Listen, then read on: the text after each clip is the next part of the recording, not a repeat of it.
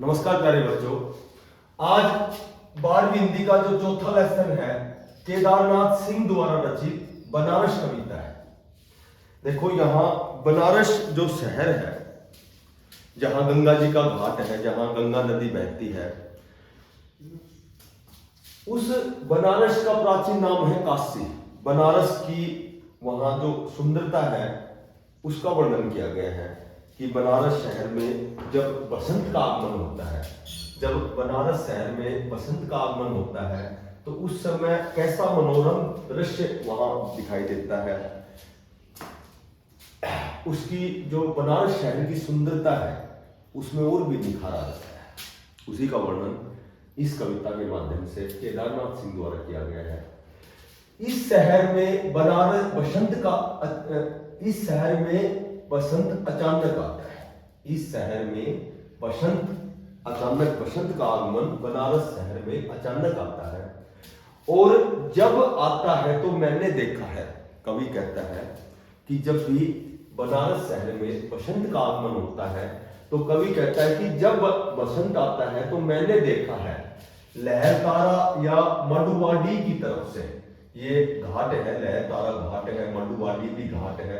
लहरतारा या मडुवाडी घाट की तरफ से उठता है धूल का एक बवंडर, यानी कि चारों ओर धूल बिखर जाती है। जब बसंत का आगमन होता है तो चारों ओर धूल दूषित हो जाता है वह शहर, और इस महान पुराने शहर की जीभ किरकिराने लगती है, यानी कि चारों ओर जो मिट्टी है वो बिखर जाती है। अर्थात बनारस शहर की सुंदरता और भी निखर जाती है। उसकी सुंदरता का वर्णन किया गया है कि चारों ओर धूल बिखरने का मतलब है कि वहाँ जो यात्रीगण हैं बनारस शहर में आते हैं, बनारस शहर का जो दृश्य है अद्भुत दिखाई देता है। जो है वह सुख बुगाता है। सुख बुगाना होता है जागने की क्रिया होती है, कोई आदमी जाग जाता है तो जिसका अस्तित्व है, जिसका अस्तित्व है वह जागने की क्रिया करता है, अर्थात सुख बुगाता है। जो नहीं है और जिसका अस्तित्व नहीं है वह फेंकने लगता है पचकियां, अर्थात वो भी पचकिया होता है अंकुरित तो होना। कोई चीज अंकुर फूटता है, बीज जब हम डालते हैं तो अंकुर फूटता है। जो नहीं है, जिसका अस्तित्व नहीं है, वह भी अंकुरित होने लगता है, उसमें अंकुरण आ जाता है। आदमी 10 अश्वमेध पर जाता है। जब कोई आदमी उस 10 अश्वमेध पर जाता है तो 10 अश्वमेध, ये भी एक घाट है, घाट का नाम है। जब 10 अश्वमेध घाट पर जाता है और पाता है घाट का आखिरी पत्थर कुछ और मुलायम हो गया है, कुछ और मुलायम हो गया है। अर्थात जो 10 अश्वमेध जब उस घाट पर कोई व्यक्ति जाता है तो जो घाट गंगा नदी को स्पर्श करता हुआ जो घाट है या जो पत्थर है, आखिरी पत्थर है, वह कुछ और मुलायम हो गया है। अर्थात जो भी कठोर हृदय के व्यक्ति हैं वे भी बड़े नरम हृदय के हो जाते हैं। जब बनारस में बसंत का आगमन होता है तो कठोर हृदय वाले भी बड़े उदार हृदय के हो जाते हैं, नरम हृदय के हो जाते हैं। सीढ़ियों पर बैठे बंदरों की आंखों में एक अजीब सी नमी है, और सीढ़ियों पर जो बंदर बैठे हुए हैं, बसंत से पहले वहां आगमन कम होता है लोगों का, लेकिन बसंत के आगमन के बाद वहां लोगों का जो आवागमन है वो तेज हो जाता है। आवागमन यानी कि और व्यक्ति आने लग जाते हैं वहां। तो जब बसंत का आगमन होता है तो सीढ़ियों पर बैठे बंदरों की आंखों में एक अजीब सी नमी है। तो सीढ़ियों पर जो बंदर बैठे होते हैं उनमें एक अलग ही नमी का दृष्टिगोचर होता है, अलग ही नमी दिखाई देती है, यानी कि वो प्रसन्न दिखाई देते हैं। उनको पता है कि जब यात्री आएंगे तो बंदरों को खाने के लिए कुछ फ्रूट मिलेंगे, कोई केले खिलाएगा, कोई कुछ खिलाएगा, तो बंदरों में भी प्रसन्नता का भाव जागृत हो जाता है।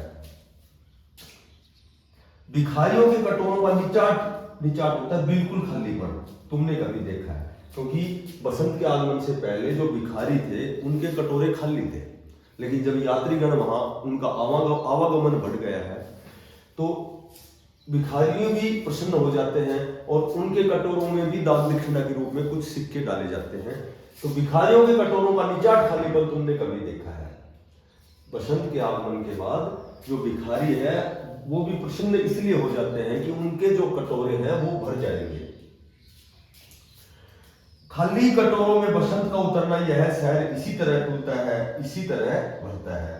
खाली कटोरों में, और खाली कटोरों में बसंत का उतरने का मतलब है कि जब बसंत आता है, बसंत का आगमन होता है, कि जितने भी वहां श्रद्धालु आते हैं वो सभी क्या करते हैं कि उनके कटोरों में दान दक्षिणा के रूप में कुछ न कुछ सिक्के या पैसे डालते हैं। यह शहर इसी तरह टूटता है, इसी तरह बढ़ता है। बनारस जो शहर है, इसका सुबह का आगमन है बड़े हर्षोल्लास के साथ होता है। सुबह बड़े खुशी से बनारस शहर में लोग घुसते हैं, आते हैं, और वहां भरता है, मतलब वहां भीड़ एकत्रित हो जाती है और खाली होता है यह शहर। और शाम को धीरे धीरे यह शहर खाली हो जाता है, क्योंकि जो जिस मकसद से लोग वहां आते हैं वो अपना मकसद पूरा होते ही धीरे धीरे वहां से जाना शुरू हो जाते हैं, खाली होना शुरू होता है। इसी तरह रोज रोज एक अनंत शव ले जाते हैं कंधे पर। कैसे? गंगा जी के घाट पर वहां जो अनंतहीन, जिसका कोई अंत नहीं है, शव मानी होता है कि जब कोई मुर्दा जिसकी मृत्यु हो जाती है उसका दाह संस्कार करने के लिए लोग हर रोज गंगा जी में उसकी अस्थियां प्रवाहित करने के लिए अपने कंधे से उठाकर अंधेरी गली से गुजरते हुए उस चमकती हुई गंगा की तरफ ले जाते हैं। अर्थात वहां जब किसी व्यक्ति की मृत्यु हो जाती है तो उस शव को कंधे पर उठाते हुए अंधेरी गली से पार होते हुए चमकती हुई गंगा की तरफ उसका दाह संस्कार करने के लिए ले जाते हैं। इस शहर में धूल धीरे धीरे उड़ती है। इस शहर की ये विशेषता है कि यहाँ धीरे धीरे धूल उड़ती रहती है, क्योंकि जब अधिक यात्रीगण आएंगे, जब अधिक श्रद्धालु आएंगे वहां, तो धीरे धीरे वहां धूल उड़ती है, धीरे धीरे उड़ती है। धीरे धीरे चलते हैं लोग, धीरे धीरे बजते हैं घंटे, और मंदिरों में घंटों का जो शंखनाद है वह गूंजता रहता है, वह धीरे धीरे बजते रहते हैं। धीरे धीरे होती, यह धीरे धीरे होना, यह धीरे धीरे होने की सामूहिक लय इस शहर की विशेषता है कि हर काम धीरे धीरे होता है। धीरे धीरे मंदिरों में घंटियां बजती रहती हैं, लोग धीरे धीरे चलते रहते हैं। कोई लोग मंदिरों में जाते हैं, कोई गंगा जी की ओर चले जाते हैं अपनी अस्थियां को प्रवाहित करने के लिए। शाम धीरे धीरे होती है, और यह धीरे धीरे होना, धीरे धीरे होने की सामूहिक लय दृढ़ता से बांधे है समूचे शहर, और ये धीरे धीरे होना ही इस शहर की विशेषता है, जो दृढ़ता के साथ इस शहर को बांधे हुए है। इस तरह की कुछ भी गिरता नहीं, कि हिलता नहीं कुछ भी, कि जो चीज जहां थी वहीं पर। और यहाँ प्राचीन परंपरागत जो संस्कृति है, बनारस शहर की संस्कृति के बारे में बताया गया है कि आज कितने भी आधुनिकता आ जाए, लेकिन आज भी बनारस शहर है प्राचीन संस्कृति को लिए हुए उसी लय में धीरे धीरे वही सभी काम होते रहते हैं, कि यहाँ हिलता कुछ भी नहीं। यानी कि जो जैसा था वैसा ही यहाँ फिलहाल बनारस शहर में है, जो चीज जहां थी वहीं पर रखी है। आज भी बनारस शहर की जो लोगों में दिल में हृदय में जो श्रद्धा है, उसी श्रद्धा के अनुसार आज भी बनारस शहर अपने उसी स्थान पर धीरे धीरे सारी उसी परिपाटी को बांधे हुए है। जो चीज जहां थी वहीं पर रखी है, कि गंगा वही है, आज गंगा भी वही है, कि वहीं पर बंधी है नाव, आज उसी गंगा जी में नाव बंधी हुई है, कि वहीं पर रखी है तुलसीदास जी की खड़ाऊ, और तुलसीदास की खड़ाऊ भी आज वही रखी हुई, बनारस में ही रखी हुई है सैकड़ों वर्ष से, यानी कि कई सौ वर्षों से। जो चीजें जिस संस्कृति में वहां लोग जी रहे हैं, जो भी वहां लोगों की श्रद्धा है, जो भी वहां बनारस शहर में लोगों का विश्वास है, आज भी एज इट इज जो का त्यों वही बना हुआ है। उसी अनुसार वहां लोग जाते हैं, गंगा जी के घाट पर जाते हैं, गंगा जी में जो भी शव है उनकी अंत्येष्टि, जो शव है उनका दाह संस्कार करते हैं, विसर्जित करते हैं, उनको श्रद्धांजलि देते हैं। कभी नई सांझ बिना किसी सूचना के घुस जाओ इस शहर में, शाम को कभी किसी को सूचित किए बगैर तुम जब इस शहर में घुसोगे, कभी आरती के आलोक में मंदिर में जाओगे तो वहां आरतियां होती रहती हैं। इसे अचानक देखो, अद्भुत है इसकी बनावट, और आज भी यह उसी बनावट पर, उसी परंपरागत जो संस्कृति है उसी को लिए हुए आज ये बनारस शहर ज्यों का त्यों बना हुआ है। शाम को वही वहां आरतियां होती हैं, आरती के आलोक में जब अचानक देखोगे तो अद्भुत है इसकी बनावट, अर्थात ये आज भी उसी प्राचीन संस्कृति को लिए हुए उसी परिपाटी पे चल रहा है। और ऐसा प्रतीत होता है यह आधा जल में है, क्योंकि लोग गंगा जी के जल में अस्थियां विसर्जित करते रहते हैं, जल में स्नान करते हैं, पवित्र मानी जाती है गंगा। आधा मंत्र में और आधी जगह ऐसा है कि मंत्रोच्चारण होते रहते हैं, ठीक है, मंत्र चलते हैं बनारस शहर में। आधा फूल है, आधा फूल में, अर्थात यहाँ जो आरती का जो आलोक होता है, जब आरती करते हैं तो वहाँ फूलों की चारों ओर को, उस माहौल को फूलों की सुगंध से उस वातावरण को सुशोभित करते हैं। आधा सौ में यानी कि सब कोई अंधेरी गली से निकलते हुए कंधों पर ले जाती हुई, आधा नींद में, कुछ लोग वहां सोए हुए हैं, जरूर नहीं कि सभी जाग रहे हैं, कुछ लोग सोए हुए हैं, आधे लोग वहां नींद में हैं। आधा शंख बज रहे हैं। अगर ध्यान से देखो तो यह आधा है और आधा नहीं है, अर्थात आज आधुनिक जीवन शैली जीने वाले लोग भी हैं वहां, और परंपरागत जीवन शैली जीने वाले लोग भी हैं। इसलिए कहा गया है कि ऐसा लगता है कि यह आधा है और आधा नहीं है, यानी कि मिश्रण है वहां परंपरागत संस्कृति का और आधुनिक संस्कृति का, क्योंकि वहां जाने वाले लोग आधुनिक संस्कृति के लोग भी हैं और वहां निवास करने वाले लोग प्राचीन संस्कृति के लोग हैं। जो है वह खड़ा है बिना किसी स्तंभ के, जो नहीं है उसे थामे है रात और रोशनी के ऊंचे ऊंचे स्तंभ।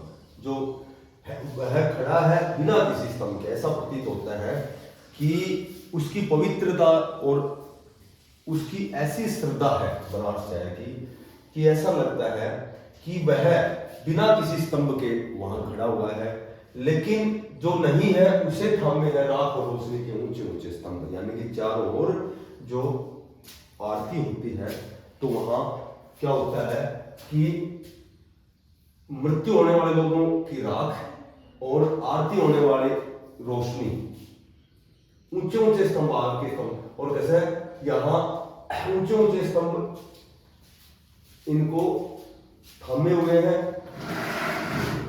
आग के स्तंभ, चारों ओर अग्नि प्रज्वलित हो रही है, ठीक है, और पानी के स्तंभ, और जो गंगा जी है उसमें ऐसा प्रतीत होता है जैसे पानी के स्तंभ है, कहीं धुएं के स्तंभ है, कहीं खुशबे के स्तंभ है, आदमी के उठे हाथों के स्तंभ, और आदमी आरती के उसमें अपने हाथों को उठाए हुए भगवान की जय जयकार कर रहे हैं। किसी अलक्षित सूर्य को, अलक्षित होता है बिना देखा हुआ, जो दिखाई ना दे, किसी अलक्षित सूर्य को देखता हुआ अर्घ्य, वह बनारस शहर इस स्थिति में खड़ा हुआ है कि जैसे बिना देखे हुए सूर्य को जब कोई आदमी अर्घ्य देता है तो वह उसकी एक टांग पर खड़ा रहता है, वो एक टांग से वो अर्घ्य देता है, तो देता हुआ अर्घ्य शताब्दियों से इसी तरह गंगा के जल में, गंगा के ऐसा लगता है जैसे बनारस शहर है गंगा जी के जल में, और सूर्य को बिना देखे हुए सूर्य को अर्घ्य दे रहा है, अपनी एक टांग पर खड़ा है, और उसकी आकृति ऐसी दिखाई देती है जैसे वह एक टांग पर खड़ा है, यह शहर अपनी दूसरी टांग से बिल्कुल बेखड़ा। अर्थात यहां भी वही मिश्रित संस्कृति का वर्णन किया गया है कि जो आधुनिक लोग हैं, जिसने आधुनिक जीवन शैली अपनाई है, उनके मन में बनारस के प्रति श्रद्धा कम है, और जो प्राचीन संस्कृति को लिए हुए हैं उन्होंने इस बनारस शहर की जो संस्कृति है उसको अपनाया हुआ है, ठीक है। तो इसमें भी संस्कृतियों का मिश्रण किया गया है, प्राचीन और नवीन संस्कृति। तो इस पूरी कविता में केवल और केवल बनारस काशी शहर की सुंदरता का वर्णन किया है, वहाँ के परिदृश्य का वर्णन किया है, वहाँ जब बसंत आता है तो किस प्रकार आगमन होता है, और बसंत के आने के बाद वहाँ का बनारस का दृश्य कैसा होता है, इसी पर ये पूरी कविता लिखी गई है। इसमें विशेष रूप से प्राचीन संस्कृति का उल्लेख किया गया है, और उसके साथ जो नवीन संस्कृति है, जो आधुनिक संस्कृति है, जो आज के लोग जैसा जीवन यापन करते हैं, तो उन दोनों की मिश्रित शैली का यहाँ वर्णन किया गया है।